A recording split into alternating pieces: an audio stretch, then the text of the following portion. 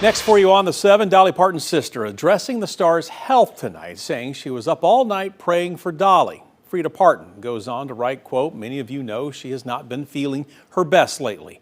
She adds, "She's strong, she's loved, and with all the prayers being lifted for her, I know in my heart she's going to be just fine," end quote. Frida Parton also says that she believes in the power of prayer. She is asking everyone who loves Dolly to pray for her. Today's news comes after Dolly announced last month that she is postponing her Las Vegas shows until next year due to health challenges. At the time, she said that she was going to have some procedures. Now, previously, the 79-year-old also missed a Dollywood announcement saying that she had kidney stones. Our Big 7 list continues for you tonight. We're on your side with a scam alert coming out of the Knox County Sheriff's Office. They warn scammers are spoofing their phone numbers, impersonating law enforcement, and trying to receive money by claiming people have missed court, had a warrant, or owe fines. Now, according to the Better Business Bureau, this is a tactic used often by scammers attempting to scare people into sending them money in fear of legal action. Spoofing is the act of manipulating or changing the caller ID to appear to be from a different person. And KCSO warns that even if a call appears on your phone as Knox County Sheriff's Office, it does not necessarily mean that it's real. It's difficult because these scammers are really good. It's difficult to tell if it's fake or not. But you know, the best thing to do is if you believe it's your utility company, you believe it's the sheriff's office, you believe it's your credit card company or whoever they seem to try to make you believe that they are, hang up the phone and call them directly.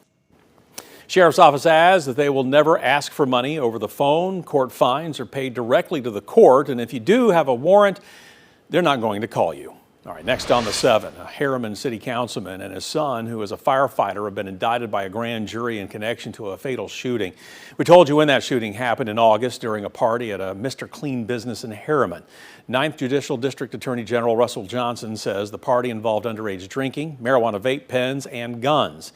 It resulted in a shooting that left 18-year-old Holden House dead.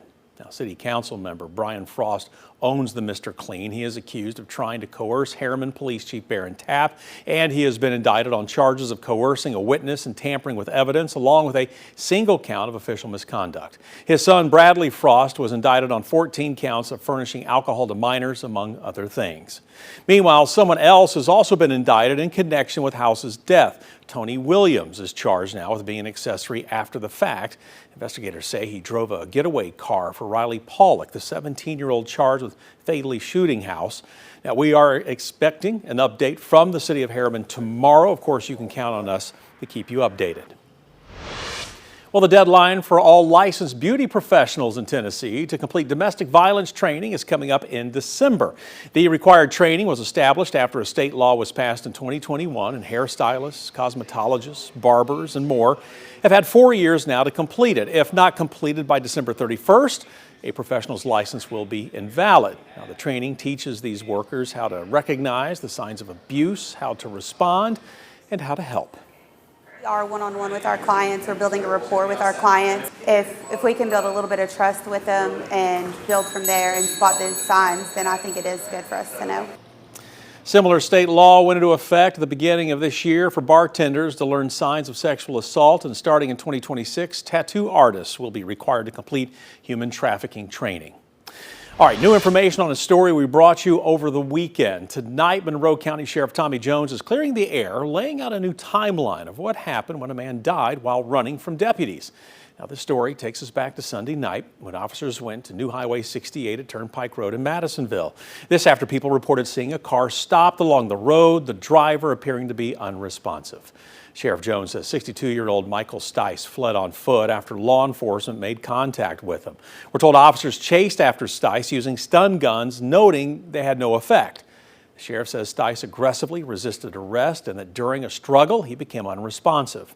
We're told the officers administered CPR and Narcan, but Stice was pronounced dead at the hospital. Sheriff Jones says that a white powdery substance believed to be fentanyl was also found in the vehicle and in the pocket of Stice's pants. TBI is currently investigating what happened. And for our final Big 7 story for you tonight, Knoxville Fire Department paused today to remember the men and women who gave their lives protecting this city. You know, this year marks the 40th annual memorial service honoring fallen firefighters. Each October, the Knoxville Fire Department gathers to honor firefighters who lost their lives while in the line of duty. Ceremony took place at the Knoxville Civic Coliseum, and family members, fellow firefighters, retirees stood in silence for the bell ceremony honoring the 35 heroes. This is a great time for us to get together. We get to bring our retirees in. We have a lunch with them this afternoon as well. So we get to have some time to have some good fellowship with those who have worked in the department over the years, along with our current members that are in the department right now. And we also get to think about those that we've lost in the last year. With October being National Fire Prevention Month, the Knoxville Fire Department has many activities planned throughout the month. Monroe County Sheriff's Officer is searching for an inmate after walking away from his job site and cutting off his ankle monitor. Now, this morning, the Sheriff's Office received word 28-year-old inmate worker Cody Patterson left his job site at the Glassmaster's work detail. Officers discovered that Patterson had cut off his ankle monitor in the parking lot, then took a truck. Patterson was serving a 3-year sentence with about 8.5 months remaining for previous crimes. Now, anyone with information on his whereabouts is urged to contact the Monroe County Sheriff's Office Dispatch Center at 423-442-4357.